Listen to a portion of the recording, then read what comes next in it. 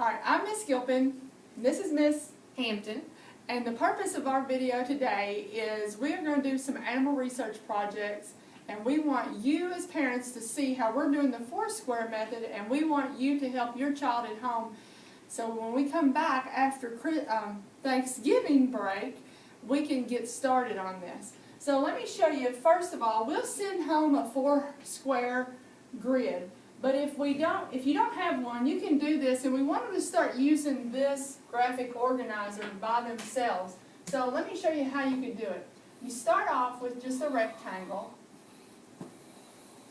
and then just go across on this side, and up, and then you have the 4 squares.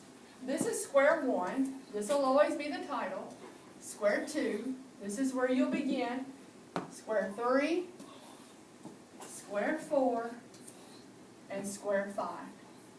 So your child is going to do an animal research project on an animal that they have chosen. It can be any animal that they are interested in.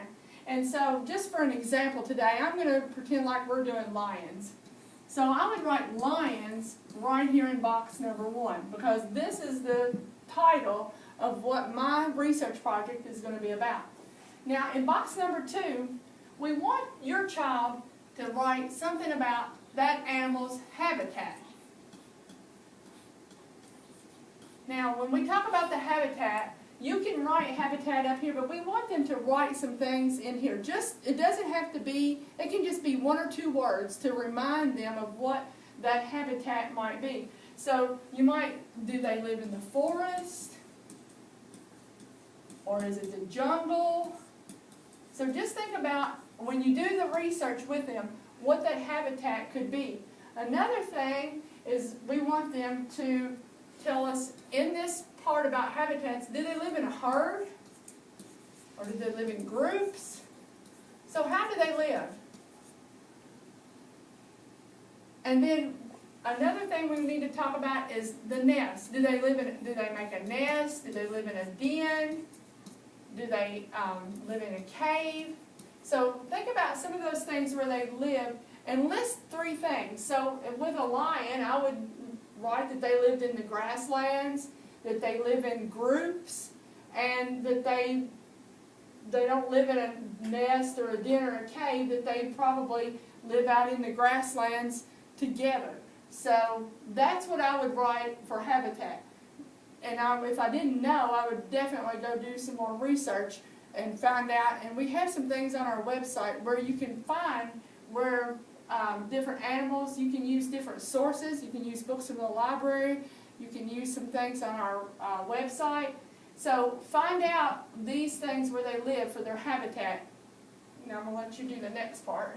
All right, in the number 3 box of the Foursquare program, we are going to put description.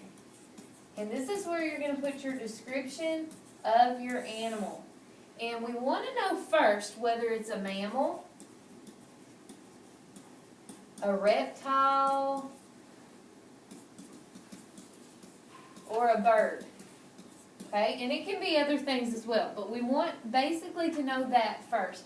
Then we want to know what is its weight. Of course, an elephant's going to weigh a whole lot more than a lion and other things that we're going to talk about. So we want to know what they weigh. We want to know what their body covering is. Meaning, are they covered with fur? Are they smooth? Are they scaly? We want to know what kind of covering they have on their body. We also want to know what kind of babies they have. Do they lay eggs? Do they have multiple babies? Or do they have just a few? Ah. There we go. All right, do they have multiple babies or just single babies? Okay, we want to know that for them. And you might want to go through, and of course you're going to start here, then you're going to go over here and add this information, then come to square 3 and add your description. So you're going to put this all together, and when we're finished, we're going to put them all together. All right, in box number 4, we're going to talk about what they eat. And what they eat, we also want an example or maybe more than one example, of things that they might eat. So we want to use some vocabulary. Are they carnivores? Animals that eat only meat. Are they herbivores? Animals that eat only plants. Or are they omnivores? Animals that eat both meat and plants. So we need them to use one of these terms right here. And then we want some examples of what they eat. So with lions, you can have multiple examples of what they eat. And with most animals, you could. Now, number 5, I'll let you do that one. All right. Number 5 is the ending. And you want to end with something like, I like lions because they are ferocious, because they eat a lot of animals, maybe because they're the king of the jungle. And whatever you end with, you want to make sure that it ties into what you began with. So whatever you began with in number 1, you might have said, I really like lions, or what do you know about lions, or do you like lions? If you said that, you want to make sure you tie back in the ending with the beginning. Okay, so we're going to do all of the beginning part and the ending part with them together, and we'll do all the writing.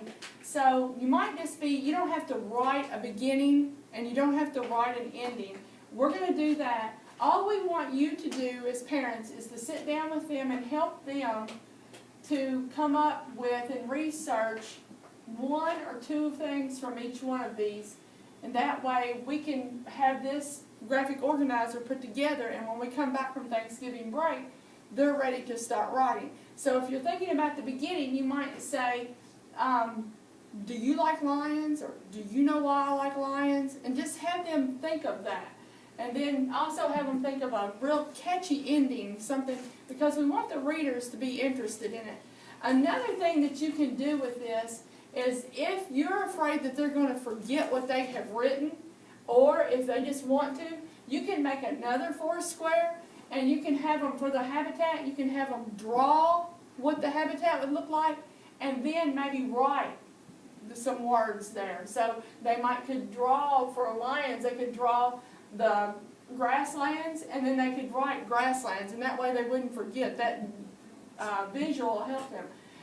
For the description, they could draw that animal. So if that animal, maybe it were a bird and it has feathers, so they could write feathers, they have eggs, and that would help them to remember.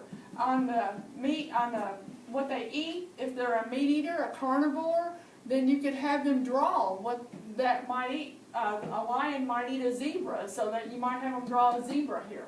So those are just some things, but this is what we want you to have finished when they come back from Thanksgiving break. So, and if you have any questions, just feel free to call us and ask.